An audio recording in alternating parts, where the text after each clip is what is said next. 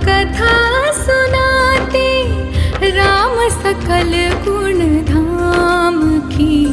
ये रामायण है पुण्य कथा श्री राम की।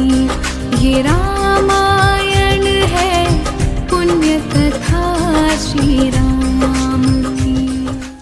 बहुत समय पहले की बात है। सरयू नदी के किनारे अयोध्या नाम का एक सुंदर राज्य था।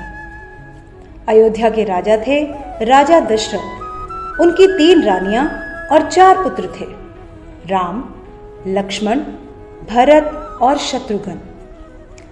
जब राजा दशरथ ने राम को राजा बनाने की घोषणा की तब सभी लोग बहुत खुश हुए, लेकिन रानी कैकेयी खुश नहीं थी।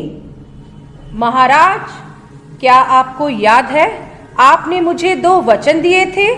आज उन वचनों को पूरा करने का समय आ गया है। मेरा पुत्र भरत राजा बने और राम 14 वर्ष के वनवास को जाए।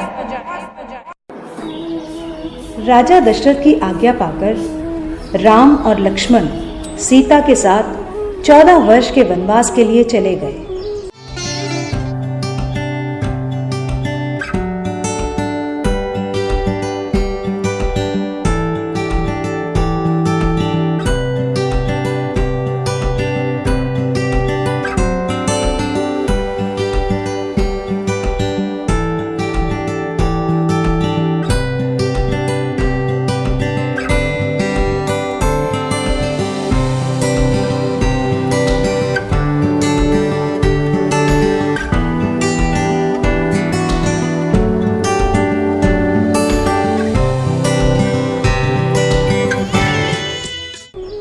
पंचवटी में सीता माता ने एक सुनहरे रंग के मृग को देखा। रंग सुनहरा मृग अति सुंदर, सीता मन को भाए। कोई जाए इस मृग को अति शीघ्र ले आए। सीता माता की इस बात को सुनकर श्री राम मृग की खोज में जंगल की ओर निकल गए।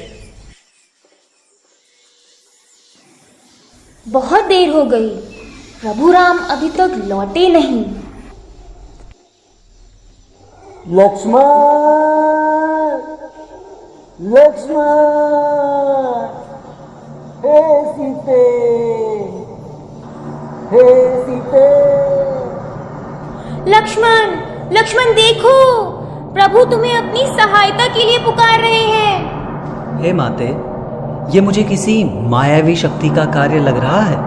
आप चिंतित ना हो, भैया जल्दी घर लौट आएंगे। नहीं लक्ष्मण, मेरी आज्ञा का पालन करो। जाओ, प्रभु को तुम्हारी सहायता की आवश्यकता है। ठीक है माते, किंतु आप इस लक्ष्मण रेखा को पार नहीं करना। रावण को ज्ञान था कि वो लक्ष्मण रेखा को पार नहीं कर पाएगा, इसलिए उसने साधु बनने का ढोंग रचा और सीता माता को उठाकर ले गया।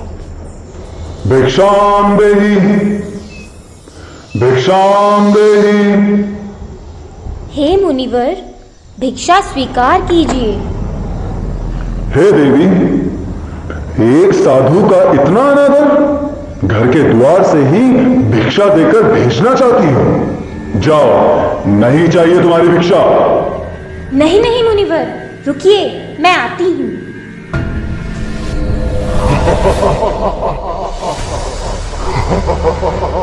बचाओ, बचाओ, बचाओ, भैया लक्ष्मण, प्रभु राम, बचाओ, बचाओ, हे नाथ, मुझे बचाओ। यह धर्मी पापी रावण मुझे उठाकर ले जा रहा है, बचाओ। राम और लक्ष्मण सीता माता को कुटिया में ना पाकर बहुत चिंतित हुए और उनकी खोज में निकल गए।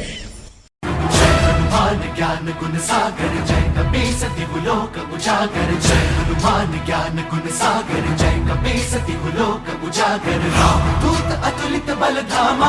अंजनी पुत्र पवन सुत नामा महावीर विक्रम बजरंगी कुमति निवार सुमति के संगी जय हनुमान ज्ञान गुण सागर जय कपीस तिहु लोक उजागर जय हनुमान ज्ञान।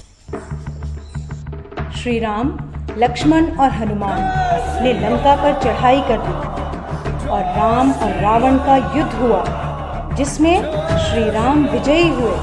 डंका किसका बजेगा, झंडा किसका झुकेगा, आज धर्म और पाप की लड़ाई है, आज धर्म और पाप की लड़ाई है। निर्णय की घड़ी अब आई है, निर्णय की घड़ी अब आई है।